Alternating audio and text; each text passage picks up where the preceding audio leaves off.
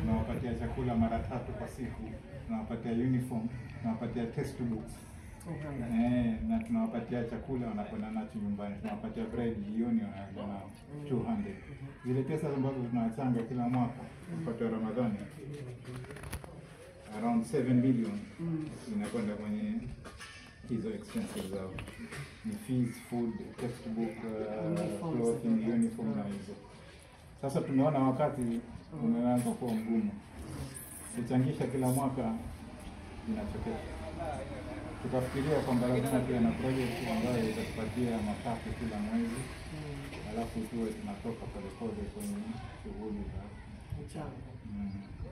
Sasa hii tumepata usaidizi, tumepewa ramani, tumenunua kiwanja from our savings.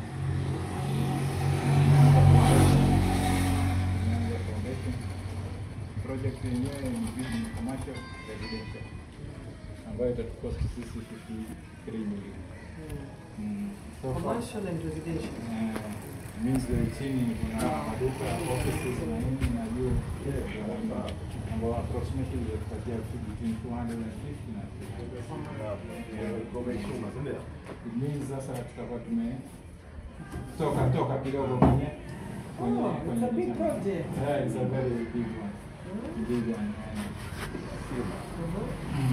Sasa maombi yetu mheshimiwa ni mawili. Usiweze nasema mambo matatu lakini sisi tunapunguza moja. Ya kwanza nataka wewe uwe ambassador wa hii project.